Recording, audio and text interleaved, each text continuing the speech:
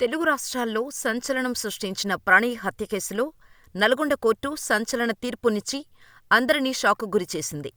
ఈ కేసులో నిందితులుగా ఉన్న 7గురిలో ఒకరికి ఉరి, మరో 6గురికి జీవిత ఖైదు విధించింది. గతంలోనే ఏ1 నిందితుడు అమృత తండ్రి మారుతీరావు సూసైడ్ చేసుకొని చనిపోయాడు. ప్రణయ్ని అమృత తండ్రే చంపించారని, ఇది కుల దురహంకార హత్య అని అప్పట్లోనే పోలీసులు వెల్లడించారు. అప్పటినుంచి ఈ కేసు కోర్టులోనే ఉంది. తాజాగా కోర్టు తీర్పు ఇచ్చిన క్రమంలో ఈ కేసు మరోసారి హాట్ టాపిక్గా మారింది. అసలు అమృత ప్రణయ్ కేసులో ఏం జరిగింది? అమృత ఇప్పుడు ఎలా ఉంది? ఏం చేస్తోంది? ఆమె కొడుకు ఎలా ఉన్నాడు? అమృత వేరే పెళ్లి చేసుకోబోతోందా? అందుకే పేరు మార్చుకుందా? ప్రణయ్ పేరు ఎందుకు తీసేసింది? కోర్టు తీర్పుపై అమృత స్పందనేమిటి? అనే విషయాలు తెలుసుకుందాం. అమృత ప్రణయ్ లవ్ స్టోరీ ఓ విషాదాంతమైన ప్రేమకథ.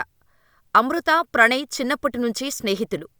ఆ స్నేహం ప్రేమగా మారి పెళ్లి చేసుకోవాలి అనుకున్నారు. ప్రేమ విషయం పెద్దలకు చెప్పారు. ప్రణయ్ ఫ్యామిలీ వీరి ప్రేమను ఒప్పుకున్నారు. కాని కూతురును అమితంగా ప్రేమించే అమృత తండ్రి మారుతీరావు మాత్రం ఒప్పుకోలేదు. దీంతో పెద్దలను ఎదిరించి 2018 జనవరి 31న హైదరాబాద్ వెళ్లి ఆర్య సమాజ్లో వివాహం చేసుకున్నారు. తన కూతురుని తిరిగి ఇంటికి తీసుకురావటానికి మారుతీరావు ప్రయత్నాలు చేసినా ఆమె అందుకు అంగీకరించలేదు. ఆ తర్వాత ప్రణయ్ కుటుంబ సభ్యులు ఘనంగా రిసెప్షన్ జరిపించారు. కూతురు వేరే కులంవాడిని పెళ్లి చేసుకోవటం ఇష్టంలేని మారుతీరావు ప్రాణంగా పెంచుకున్న కూతురు కులాంతర వివాహం చేసుకోవటాన్ని జీర్ణించుకోలేకపోయాడు.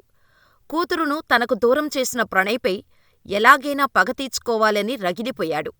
అయితే ఇంటినుంచి వెళ్లిపోయి తల్లిదండ్రులకు ఇష్టంలేని పెళ్లి చేసుకున్నప్పటికీ తన తల్లితో కాంటాక్ట్లో ఉంటూ ఫోన్లో మాట్లాడేది. తల్లితో మాట్లాడుతూ తన రిసెప్షన్ జరిగిన తీరును వివరించింది.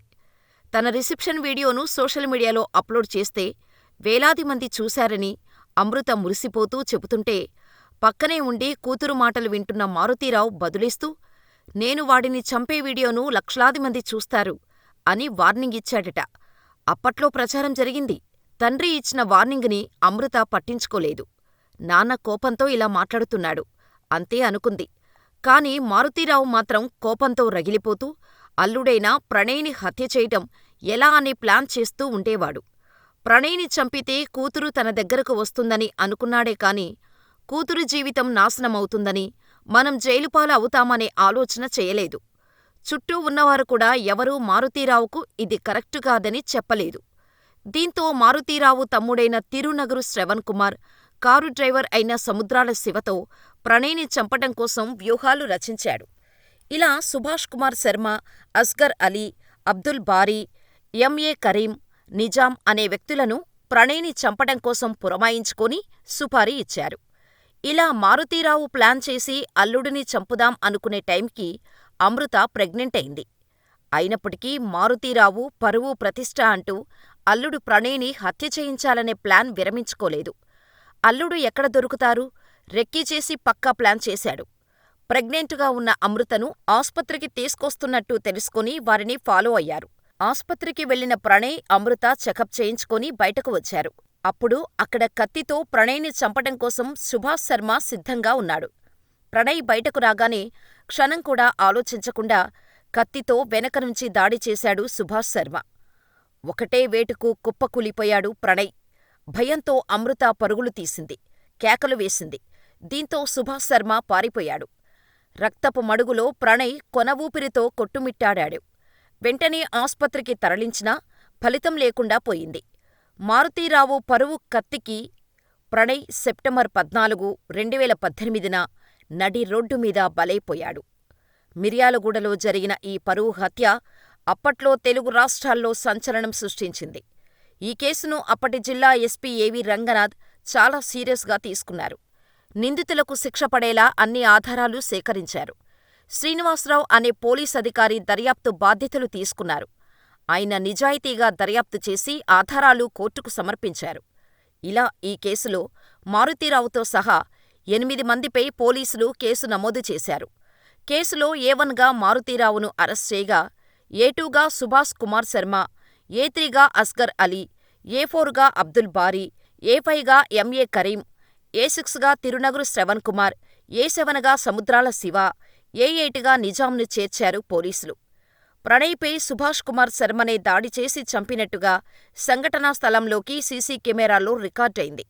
అంతేకాదు, ఏ3గా ఉన్న అస్గర్ అలీ గతంలో గుజరాత్ మాజీ హోంమంత్రి హరేన్ పాండ్యా హత్య కేసులోనూ నిందితుడిగా ఉన్నట్టుగా పోలీసులు గుర్తించి వారిని అరెస్ట్ చేశారు. ఆ తర్వాత ప్రధాన నిందితుడైన మారుతీరావు బెయిలుపై బయటకు వచ్చాడు.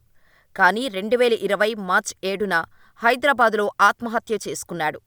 ఇలా దాదాపు 6 ఏళ్లపాటు ప్రణయ్ హత్య కేసు విచారణ జరగ్గా మార్చి 10, 2025న నల్గొండ న్యాయస్థానం సంచలన తీర్పు ఇచ్చింది.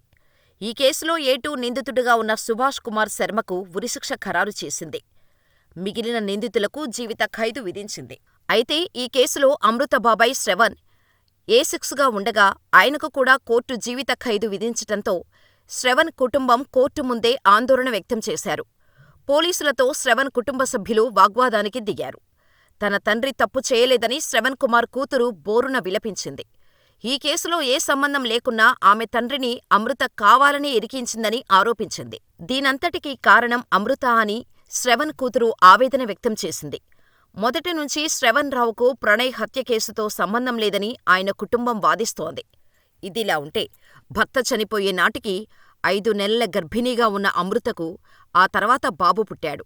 ఆ తర్వాత అమృత సోషల్ మీడియా ఇన్ఫ్లుయెన్సర్గా మారి Insta, Facebook, Twitter, YouTube channels ప్రారంభించింది. అప్పటినుంచి ఎప్పటికప్పుడు తన లైఫ్కు సంబంధించిన అనేక విషయాలు నెటిజన్లతో పంచుకుంటోంది. తన వ్యక్తిగత జీవితం, తన కొడుకుతో ఆమె గడిపే క్షణాలు, లైఫ్ స్టైల్, ఫ్యాషన్ ట్రెండ్స్పై వ్లాగ్స్ చేస్తున్నారు. అనేక బ్రాండ్స్ని తన సోషల్ మీడియా ఛానల్స్ ద్వారా ప్రమోట్ చేసి డబ్బును సంపాదిస్తుంది అమృత. ప్రస్తుతం అమృత కొడుక్కి దాదాపు 6 ఏళ్ల వయసు ఉంటుంది. హైదరాబాదులో ఉంటున్నారు. అప్పుడప్పుడు మిర్యాలగూడ వెళ్లి వస్తుంటారు. అందుకు సంబంధించిన వీడియోలు కూడా ఆమె సోషల్ మీడియాలో పంచుకుంటుంది అమృత. అయితే 2020లో తండ్రి మారుతీరావు సూసైడ్ చేసుకోగా ఆ తర్వాత తల్లితో కలిసిపోయింది. ఇటీవల కుమారుడికి సంబంధించి ఓ ఫంక్షన్ నిర్వహించగా ఆ కార్యక్రమంలో తల్లి కూడా పాల్గొన్నట్టు సమాచారం. ఇలా ప్రణయ్ హత్య ఘటనను ఇప్పుడిప్పుడే మర్చిపోతున్న అమృత తన కుమారుడిలో ప్రణయ్ని చూసుకొని కాలం వెళ్లదీస్తోంది. అయితే ఇంతకాలం అమృత, ప్రణయ్గా ఉన్న అకౌంట్ పేరును కాస్త అమృతవర్షిణి అనే పేరుగా మార్చేశారు. భర్త మరణం తర్వాత ఫైనల్ తీర్పు రాగానే అమృత, ప్రణయ్ అన్న పేరులోని ప్రణయ్ పేరును తీసివేయటంతో నెటిజన్లు కొత్త చర్చ మొదలుపెట్టారు. అమృత కొత్త జీవితం స్టార్ట్ చేసిందని, రెండో పెళ్లికి సిద్ధమైపోయింది అంటూ కొంతమంది ఆమెను ట్రోల్ చేస్తున్నారు. లేదంటే ఆ సమయంలో ఆమె ప్రణయ్ పేరును తన పేరులో నుంచి ఎందుకు తీసేస్తుందని అనుమానం వ్యక్తం చేస్తున్నారు.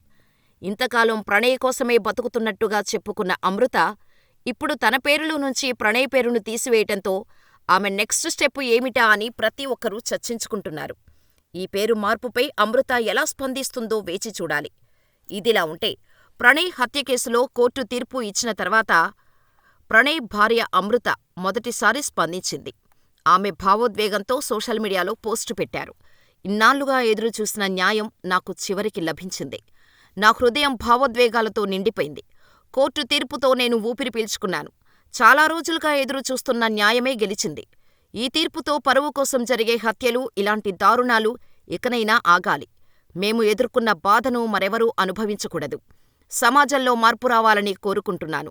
నా కుమారుడు పెద్దవాడవుతున్నందున అతడి భవిష్యత్తును దృష్టిలో ఉంచుకొని, అలాగే తన ఆరోగ్య పరిస్థితుల కారణంగా మీడియా ముందుకు రావటం లేదు. ప్రజలు ఈ విషయాన్ని అర్థం చేసుకోవాలని అమృత పోస్టు ద్వారా విజ్ఞప్తి చేసింది. ఒకరి ప్రేమ, మరొకరి అహం కుటుంబాలను చెల్లాచెదురు చేశాయి. ఎంతో అల్లారుముద్దుగా పెంచుకున్న కూతురు చేసుకున్న ప్రేమ వివాహాన్ని జీర్ణించుకోలేని తండ్రి తీసుకున్న ఒక్క నిర్ణయం ఓ ప్రాణాన్ని బలి తీసుకోగా, చివరకు ఆ తండ్రే తనకు తానే తనువు చాలించేలా చేశాయి. ఇదే ప్రణయ్, అమృతవర్షిణిల విషాద ప్రేమ కథ.